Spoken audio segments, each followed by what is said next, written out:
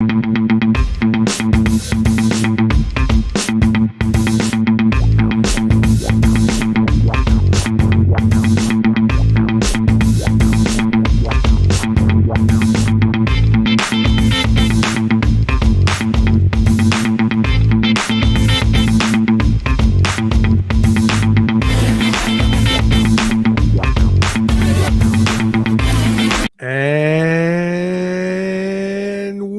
to Education, Leadership, and Beyond, Surviving and Thriving. My name is Andrew Murata, host of the show, and it is show number 216.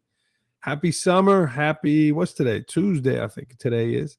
Proud member of the Education Podcast Network, Voice Ed Radio Canada, and wherever it is you are consuming your podcast.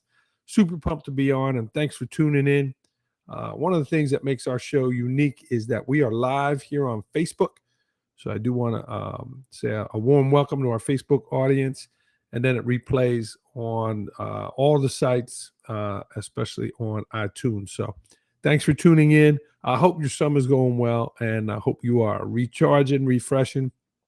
I put the air conditioner on today. It got hot here in the Northeast. It's in the 90s. So kind of like, finally, here we go. So, well, let's get rolling. It is show number 216. I do want to give a shout out to today's sponsor, Particle Men's Face Cream, Particle Men's Products. Here they are. A Murata is your code. A Murata. Check them out. This is the face cream. It is fantastic stuff here. I got the hair thickening shampoo as well. And I also got the body wash here. Particle Men's Face Creams, Men's Products. Great stuff. I use this stuff. I love this stuff. I've been putting the cream on, helping with the bags under my eyes. So check them out. The code is AMAROTTA20. AMAROTTA 20. Highly recommend you checking out Particle Face Products. So, and again, if you are on the show here, jump in on the chat and join us. Today we are going to meet Dr. Chad Dumas. I should have checked, Chad. How do we pronounce that? Is it Dumas or Dumas? But I know you'll correct me when we get started. Chad is an author. Chad is a PLC expert. Here is his book here, Professional Learning Communities. And we're going to talk about the C in PLC. And those are a lot of C's, right? So let's get started with the opening topic. You know, what are your C's this summer? So many C's to talk about. Community, commitment, content, caring, collaborative, right? Maybe you were talking about cream. Just kidding. But a lot of C's to talk about, right? And how are you living these things? How are you doing these things as school leaders? And even if you're not a school leader, right? You're a business person who watches the show, someone who subscribes, right? All of those things are so important in the work we're doing. And you could go on and on, right? I was thinking about C's, getting ready for the show. And the work that Chad is doing, so here in the summertime, think about those: community, commitment, content, caring, collaborative, right? That's the biggest one there about PLCs and community. So summertime is a great time to kind of build on those. One of the things I've been doing in the morning, here's my friend Ruby, visualization, right? Affirmation, talking to myself, visualizing what I want to happen during the day. So if I could focus on being a better community leader, if I could focus on a content area, bringing people together, those are things that I want to do as a school leader. And being someone who subscribes to PLC and the professional learning communities, it's important. But let's not hear from me. Let's hear from the expert. He is on the road. He is in Houston, and we are going to meet Dr. Chad. And I'm excited to have him on. And here he is. Bam, live from Houston. Live from Houston. And we do not have a problem, Houston. I'm glad we worked out the technology with those Mac computers, Chad. I always get a little nervous. Welcome to the program. Thank you so very much for having me. It's an honor to join you and your listeners. Yeah. And Chad, correct me. I'm sorry. Is it Dumas or Dumas? You know, it really doesn't matter to me as long as you don't put another S at the end. Oh, man. This is a PG-13 version of Education, Leadership, and Beyond. But this is Dr. Chad Dumas, and I won't do that. That was funny. Chad, you are a PLC expert. You're a school leader. You're the author here. How did you become an expert in PLC and professional learning communities? How did you get rolling with that? Well, thank you. That's a large title, the word expert, and I don't know if I would put myself in that category. I'm a learner around Yeah. professional learning communities and the PLC work. Um, and it started early in my career, somewhere around 99, 2000, 2001. I had some colleagues that shared with me some PDK articles and ed leadership articles. And I thought, oh man, this sounds intriguing. Yeah. Um, but it was really kind of vague until I went to a 2-day institute with Rick and Becky DeFore, Oh yeah. February 8th and 9th of 2005. Those are the days, like they're singed in my memory, Yeah. in Omaha, Nebraska.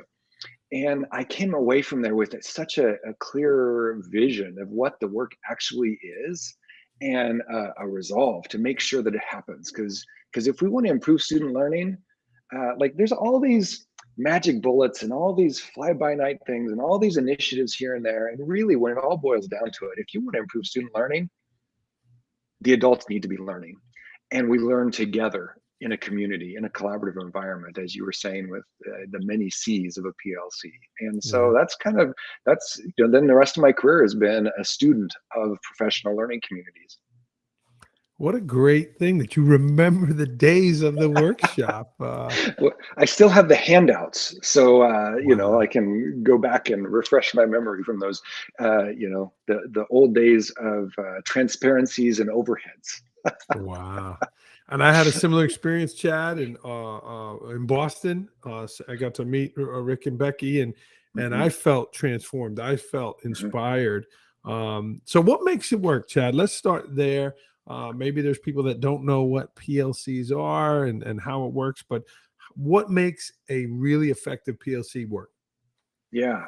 So the first thing I always think about with professional learning communities is the term flew really quickly across the education landscape. And we have that Mhm. happen in education, we have it in politics, and all kinds of things. Like a term catches on and takes off, and very few people understand what it is.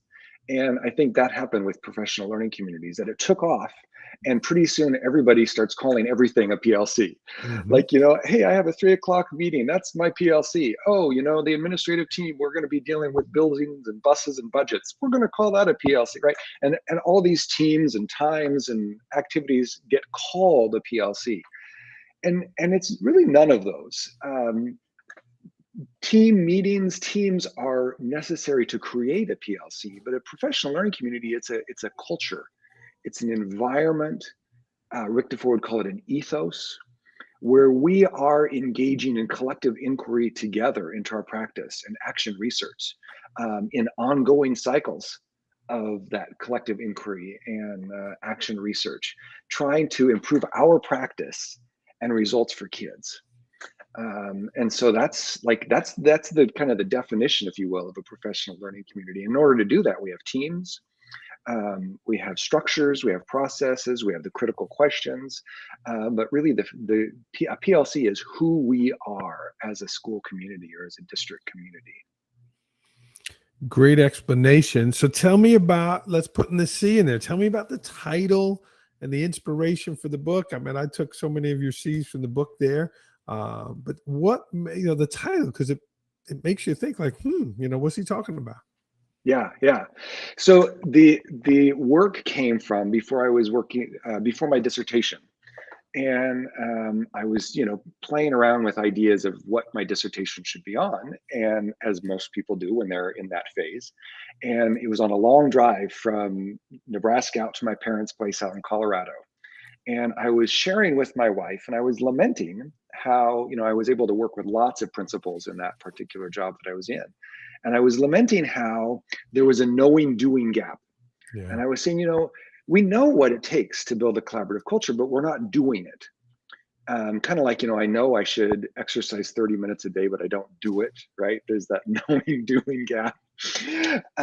Or I shouldn't have that donut, but I do. So I was lamenting, and my wife kept asking me half a dozen times or more, and she kept saying, Chad, how do you know that principals know what they need to do? And I just kept blowing her off, saying, well, of course they know. They have master's degrees or doctorates. They've been teachers themselves. Of course they know what they need to do. And finally, after her fifth or sixth time of saying, well, how do you know that they know? It occurred to me, well, maybe there's a knowing gap, Yeah. that we don't know what we need to do. And so that's when I started combing the literature to see, okay, is there a list of these are the things that a principal needs to know to build a collaborative environment? And nobody had compiled that. And so I compiled it from Todd Whittaker and Rick and Becky DeFore and Learning Forward and Michael Fullen and all the greats, and identified 10 elements of what a principal needs to know to build a collaborative environment. And so that's really where it comes down. That's the professional learning community, because we're building a community of learners, a collaborative environment of adults who are working to improve our practice. And you have those clearly listed in the book, and they're even on the bookmark that comes with the book here. And they are spot on. You really hit the marks there. And let's start with the first one, Chad. Like, I want to be an energetic leader. I want to be a passionate leader. I want to uplift.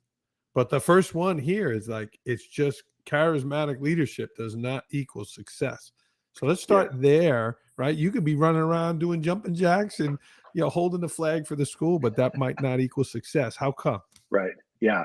So this was, so first of all, the 10 items, I've not found any research that says any of them are more important than any of the others. Sure. In my opinion, the first one is more important than the others. And that is, like you said, charismatic leadership is not necessary for long-term success, which for those of us who are not charismatic, that's kind of like I can take a breath of fresh air. I don't need to be charismatic. And then those who are charismatic can realize, just because I've got charisma, that can't carry the day forever, right? Mm-hmm. I have to do some things to make sure that we have long-term success.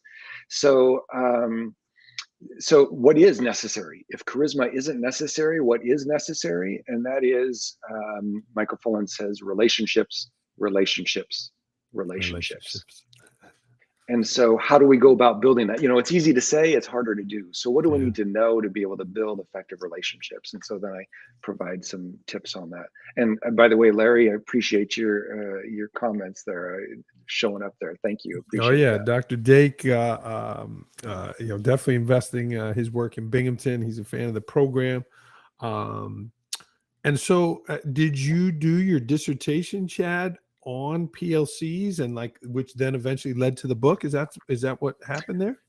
Yep. So the dissertation was these 10 elements of what a principal needs to know. And then the dissertation was a finalist for best research at PDK, and it received best research from Learning Forward. And so then, that was like 2010, 11, somewhere around there. And my wife kind of said, you should really put this in a format that somebody will actually read. Even though it's been downloaded a few thousand times. I'm not sure who those people are downloading it, but I should put it in a format that people will read. So then I started messing around with it. And then before and early on in the pandemic, I said, my wife was like, Ted, make it happen. So that's the 10 elements. So the book goes through what the 10 elements are, some of the research behind each of them in a readable format, some stories to bring it to life from real world examples of principals that I've worked with, and some additional resources and some self-assessment tools in there as well. Yeah, I love the stories there. You call them learning in practice, where you're talking about real principles and real situations, and it makes it relevant, right, to you as a school leader reading the book. But I love this too. You have an action book. You got like a workbook with it. I'm sure that was your wife's idea too. I know Dawn's watching here. Dawn, thanks for all these great ideas for your husband here. She's my intellectual property developer. She's the one who spurs things on. Well, looking at these great products, that she's leading that. But what a great idea with the workbook there. And, like you say, you're modeling your own professional learning. Well, you did that with the books too, because it's fantastic. So congratulations there, Chad. And thank you. Now I know you're out on the road. You're out kind of teaching and modeling this yourself. You're doing this full time now, correct? I am, yeah. So July 2020, decided to jump out on my own with both feet into consulting full time, and so do a lot of work with schools and districts around the country. And then a little over a year ago, I was graciously enabled to become an associate with Solution Tree as well. And then a consultant with Learning Forward and some other organizations I've done some work with as well. So it's just been a blessing, and I love serving schools, building those relationships, seeing the growth of the adults and ultimately the growth of the students through that work. Yeah, making the adults better, right? Certainly uplifts the kids. Um, your company here, Next Learning Solutions, and again working the PLC. Chad, one of the things I want to ask you about, like your name is on here, Dr. Chad, right? But Yeah, right yeah, below your name is someone we've all heard here. Tell me yes. about your relationship with Todd and him writing the forward for you and being a mentor and a friend for you. How'd you do that? Because he's the best of the best. He's incredible. Todd Whittaker is someone who I have had tremendous respect for a long Oh, time. yeah. And he is one of the most generous people that you'll ever meet. Just with his time, with his energy, with his expertise and wisdom, just generosity flows from Todd. And when I was in Central Nebraska doing professional development for a regional service agency, I was able to partner with him to bring him in and do some work with our school leaders, and that just kind of started the relationship. And then he and I haven't had like I wouldn't say he's a close friend. He's not someone who I call up or anything. I don't even have his phone number, but periodically I just communicate with him. And when it came time for the book, I just reached out and said, "Hey, would you be willing to do this?" And his generosity came through again, and that's where that amazing forward comes from. Yeah, so true. And again, model professional learning. He's modeling leadership. He's modeling and doing that. Yes. Yeah. Kudos to you, Chad. You're coming into schools and districts, right? They might not know you. How do you try to help some of these people when you see something that is just wrong? They're not doing PLC right. They're not in a collaborative culture. You just can't come in there and start saying, "Hey, this is terrible. You're doing poorly." How do you do it in a way that you're uplifting people, not making them feel bad that they're doing a terrible job? How do you do that? Yeah. Yeah. So I'm I was fortunate early on in my career to be tapped to do some adult learning, leading adult learning, starting in Lincoln Public Schools when I was at Mickle Middle School, and I was a vocal music teacher. And Oh, so, kind of a double whammy. Here I am, 23 years old, leading the school improvement work, and I'm not a core teacher, right? A music guy. And so I learned early on the importance of humility, that I don't know everything. I can't know everything. And so my job is to ask questions and facilitate conversations to help you get to where you want to go. And that starts by building relationships. It starts by seeking first to understand rather than be understood. And then as we move through that process, then being able to share certain resources and tools that can be helpful for the school. I'm not one to gloss over glaring issues, but I think you catch more flies with honey than vinegar. And mhm. so, how do we leverage the strengths of the schools and the staff within there who are moving forward? And a huge part of that is the humility. Another huge part of that is positive presuppositions. Is that I go into the work assuming that people want the best for kids, Yes. and they are doing the best that they know how, and we're just going to help them leverage what they already know to get better and to meet the needs of kids. That was well said, and certainly you can tell you have a nice way going about you. My friend Ruby is here digging on her bone here. Could you not do that during the show so people can hear what Dr. Chad has to say? Um, yeah, and again, if you're watching the show live, please jump in with a question or a comment. And I know Chad's going to put the link for a book in there after the show there. Um, Chad, Ken Williams, Rick DeFore, again, Todd Whittaker, mentors for you. How about when you were still, practicing school leader? Was there someone that you admired, or someone that kind of helped lead you to say, "Wow, look what they're doing in their school. I want to do some of that." And what were some of those things that you learned from those people? Yeah. Um, so I have had good fortune to work with some pretty incredible school leaders. The first one that comes to my mind is John Neal.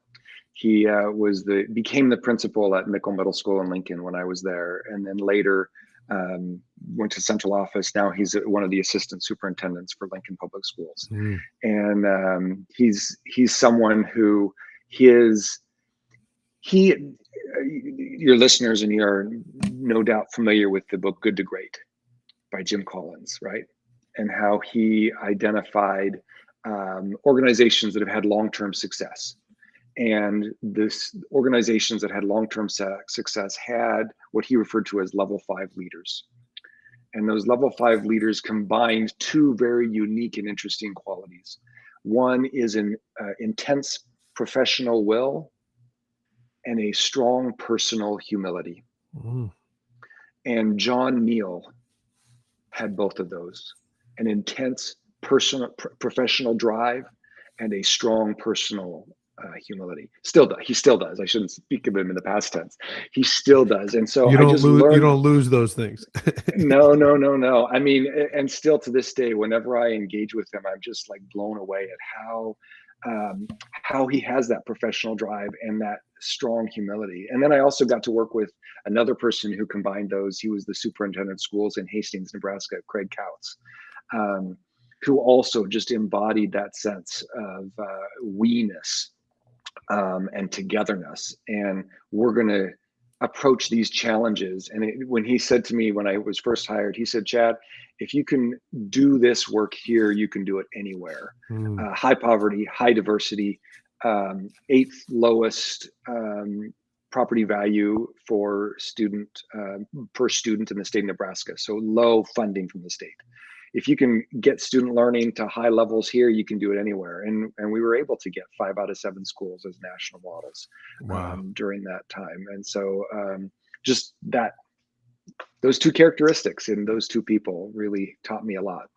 Yeah. And that was beautifully said. An intense professional will and a strong personal humility. Really, that's a great balance for a leader there.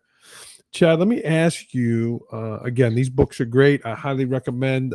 This is my summer reading here. I've read about half of it, but I got a bad picture. Let's Put the C in PLC. You've kind of reinvigorated my spirit for professional learning communities. How did you physically do the book? You have your children a little bit older. So many people ask me about, what was my technique? How did I sit down and write a book? So will you share some tips there, some strategies, as well as maybe some pitfalls you had actually writing the book? So I actually started writing it somewhere around 2014 or 15, and got good chunks of it, quote unquote, done, but didn't finish all of it. Yeah.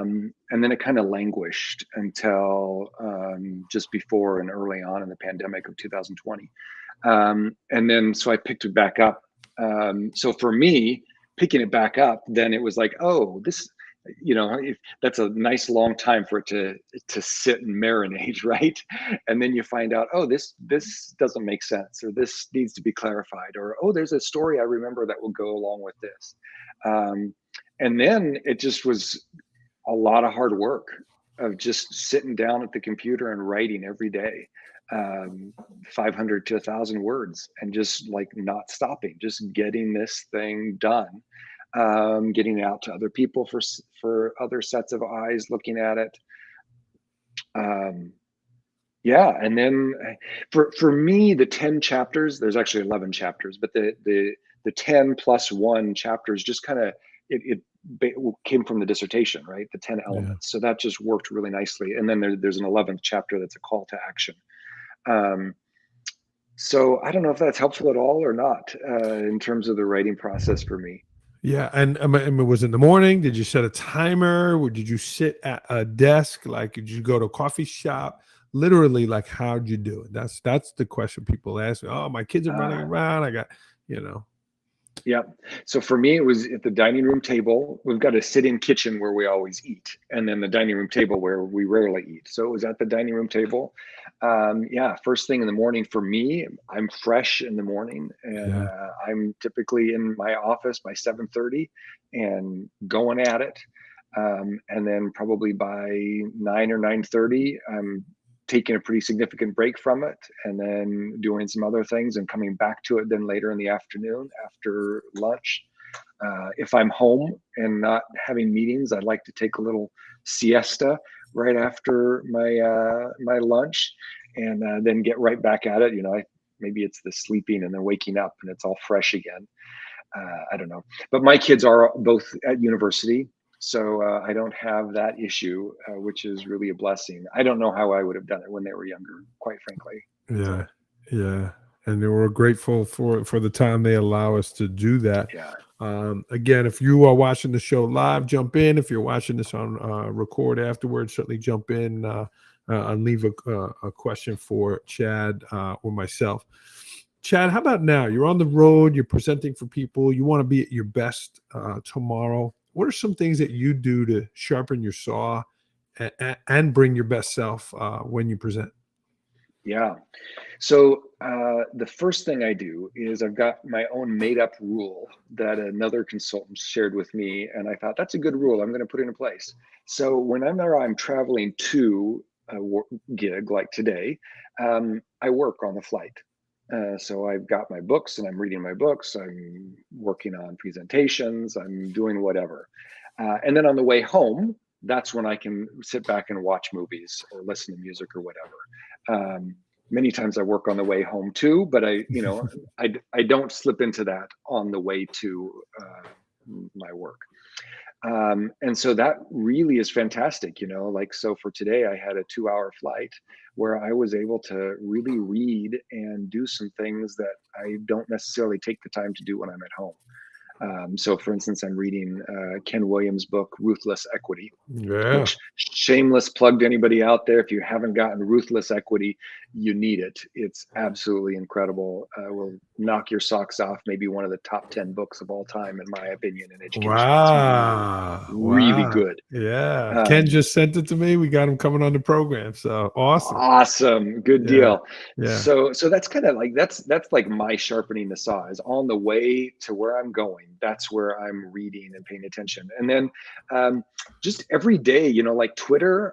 Some people say like you're on Twitter. Yeah, I learn like probably 90% of my professional learning comes from Twitter. Following Yeah. people like you, Yeah.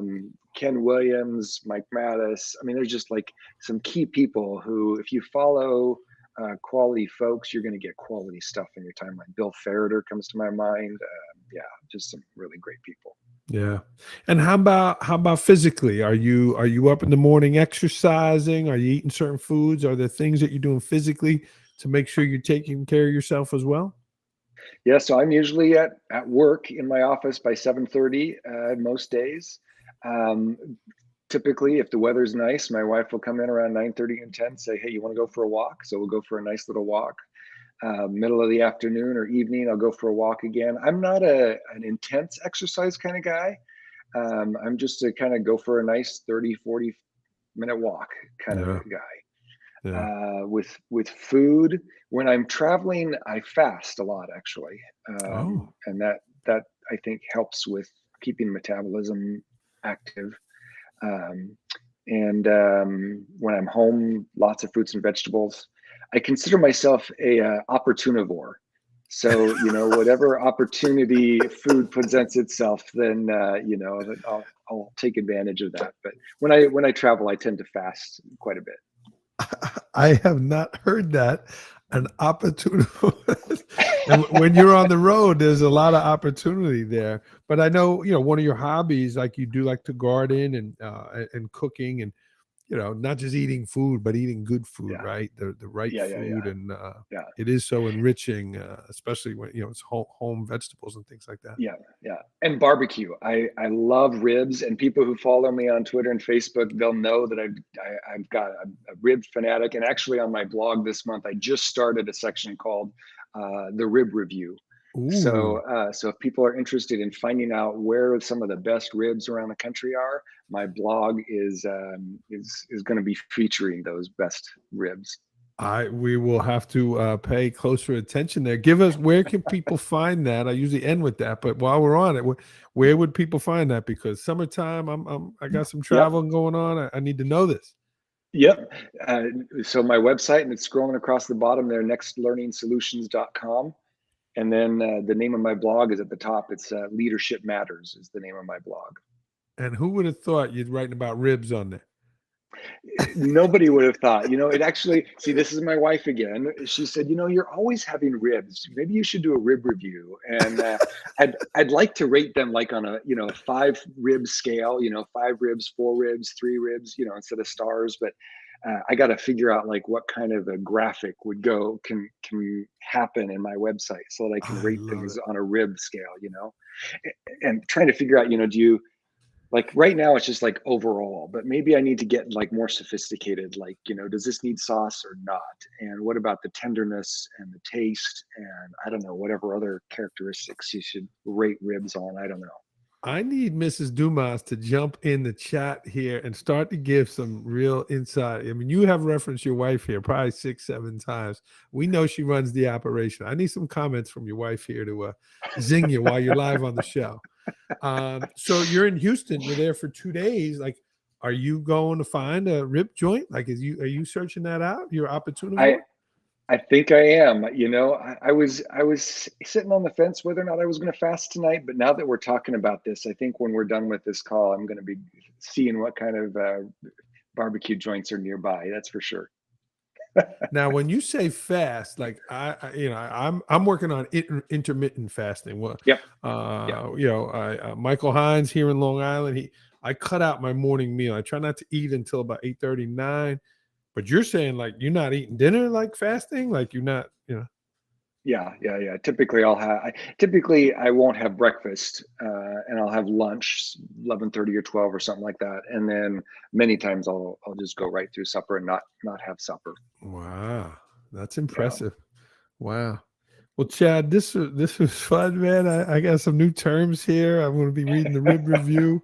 I have heard "good to great" many times. I have not read it. I'm going to do that here.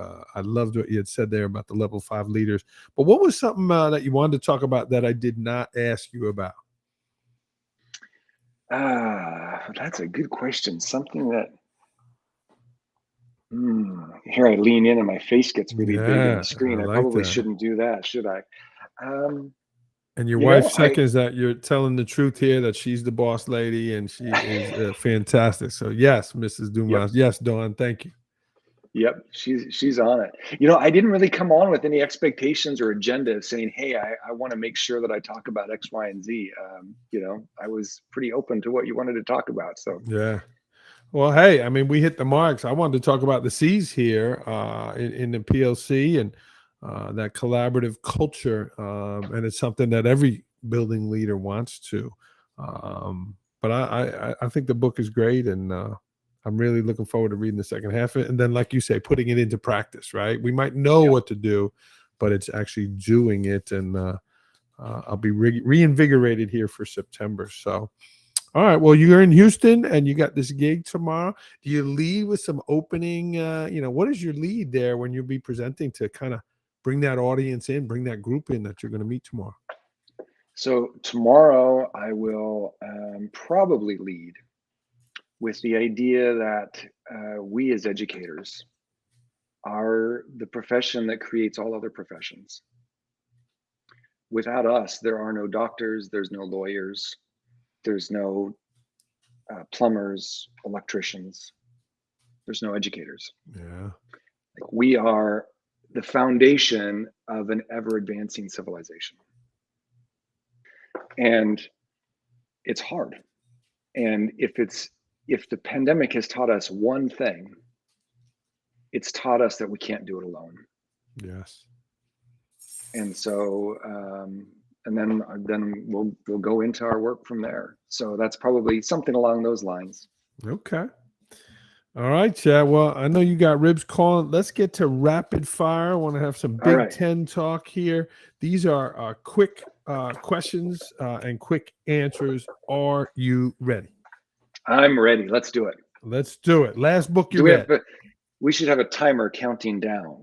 I would like to add that. Larry, if you're still watching, give us a quick. Go ahead. Last book you read.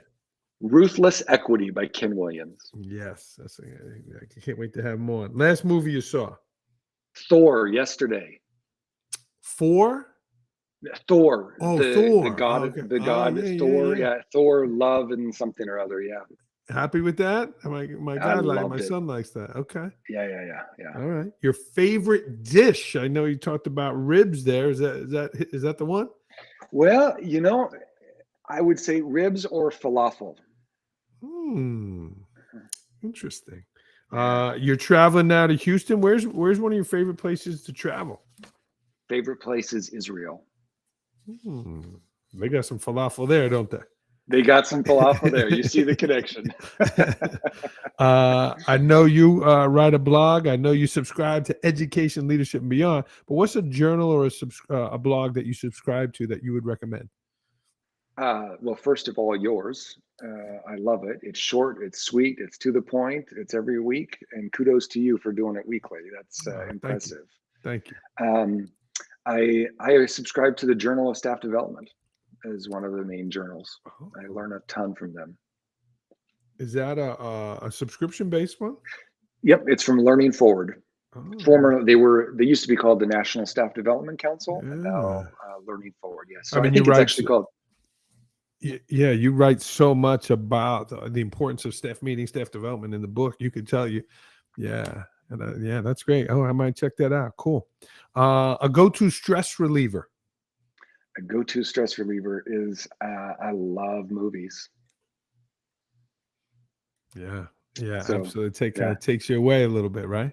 It does, yes. Yeah.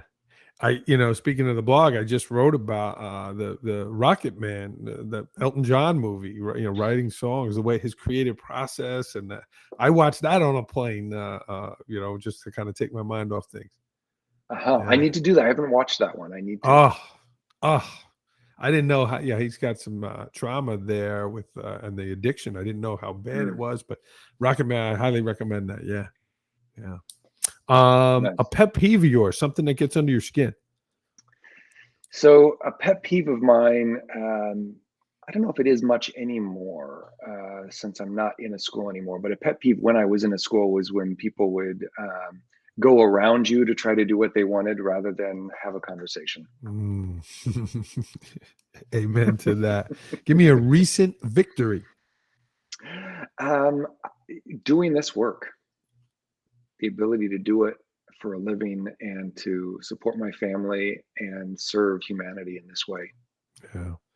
Yeah. Chad, I could tell that about the way you wrote some of this pre-interview stuff about the inspiration that you're feeling from doing that. But after talking to you more, you really can tell that you're doing the right work.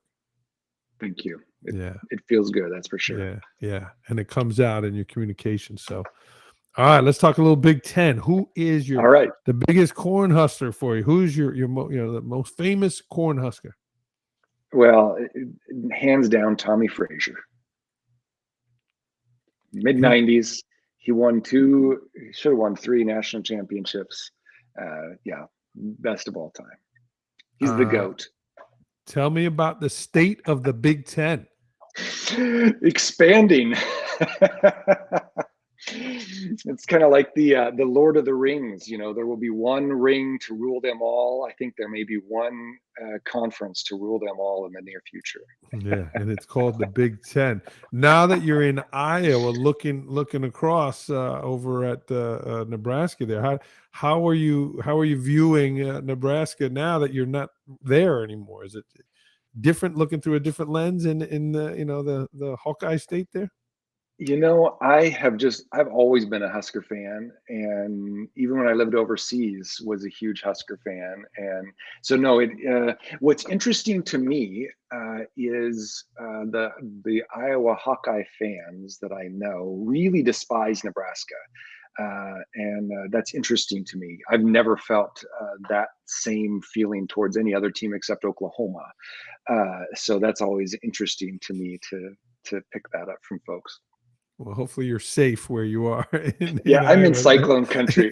I'm in Ames with Iowa State, so we're good in Yeah, cyclone okay. country. When I hear Tom Osborne, I think fill in the blank. Humble, kind, um, great coach, great person. Yeah, yeah. He got his name on the stadium. Yep. Tom Osborne Field. That's it, man. At 8 a.m. on Saturday morning, I feel fill in the blank. Relaxed. Mm, I'm with you on that. Best purchase under $100 that has had a great impact on your life. So I'm glad you shared these questions with me in advance because that one I had to think about. Mm, And then when I remembered, I was like, oh, of course. So those, I think they're called bullets, where you yeah, put like fruit and stuff in it to make a yeah, fruit smoothie, and yeah. then you turn it upside down and it zaps it all together to make your smoothie. Amazing. We got a bunch of those actually at Dillard's. They were doing a clearance, and they're like, I don't know, $80 regularly, and we got them for 15. Come on. So we bought one for all my family members. I mean, we bought like 10 of them and kept one for ourselves. And we did that like, I don't know, 12, 15 years ago, still going strong, and make a smoothie Wow. just about every day. Yeah, it's amazing. Yeah, and you drink it right out of the thing. Straight out of the thing. Yeah, it's exact. Yeah, there's no extra dirty dishes at all. I love it. I'm going to skip the barbecue question because I know what the answer is going to be. But if I'm to visit your hometown, where are you taking me? I would take you to where I grew up, which is Mm, Old McDonald Nursery School. My mm. parents built the house in the shape of a barn, Oh, wow. and the second floor was where we lived, and the first floor was the nursery school. And so it's a great place out there in North Platte, Nebraska, Home of Buffalo Bill. home of Buffalo Bill. That's exactly right. 2 words to describe yourself. This is a new question here on Education, Leadership, and Beyond. 2 words to describe yourself. Passionate. And then can I make this one hyphenated? It's your show, Chad. You got it. All right. Service oriented. Mm, yeah, nice. Something that you're curious about. I'm curious about how we as a society can learn to listen to each other. Mm. We got to do a better job with that, don't we? Yeah. Yeah. We've got a lot of soliloquies happening, and everybody's talking past each other. Well, let's keep modeling that, and I'm working on that myself. Something about Chad Dumas that people do not know about. Something about me that they don't know about. Well, that's a good. I thought about that this morning when I saw these questions. Now I'm not remembering what I was thinking. Mm. Can we come back to it? You can, man. We'll bring it back to the chat. We'll have to have you back on. And speaking of, you touched on your website there. What's the best way for people to get in touch with you, Chad? They want to hire you. They want to learn more about the book. They want to get you on a podcast. How can they get in touch with you? Yeah. So my website, nextlearningsolutions.com, or follow me on Twitter at Chad Dumas. I must have gotten on Twitter early enough because there's no underscores, there's no numbers, nothing. It's just Chad Dumas. Bam. So there you go. No, keep just one S at the end, and you'll be fine. Chad, I'm a quote guy. I love quotes, and I love the one you shared about your mentor there. How about a quote to end us here on the show? So one of my favorite quotes, and my wife had it made into a beautiful piece of art, and it's in the back behind my desk in my office.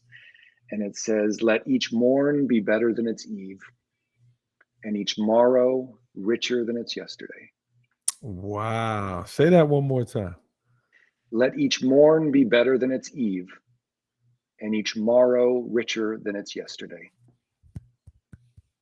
I'm gonna have your wife on the program here. She brought all the good stuff to that. She's pretty amazing. You're just a vessel for her information. That's right.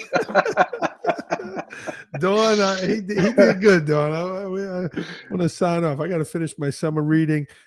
Check out his book, Chad Dumas here. Let's put the C in PLC, a practical guide for school leaders. Chad, best spot to get this is on Amazon, and can you get it at Next Learning Solutions as well? Yep, it'll take you straight over to Amazon, but you can go either way. Yep. And if you're lucky enough, you can get an autographed copy here like I got here. So, Chad, this was a lot of fun. I wish you the best of luck in your presentation tomorrow. Chad Dumas, everybody, here on Education, Leadership, Beyond.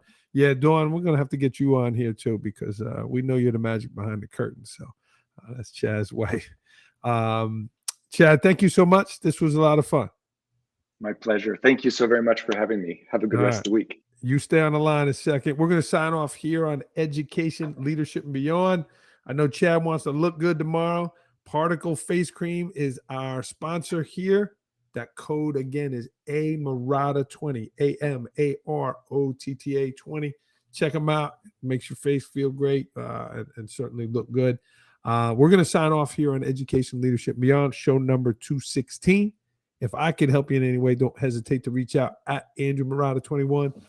Chad, best of luck, and keep rolling on your PLC journey. Thank you, sir. All right, stay on the line. Take care, everyone. Keep surviving and thriving.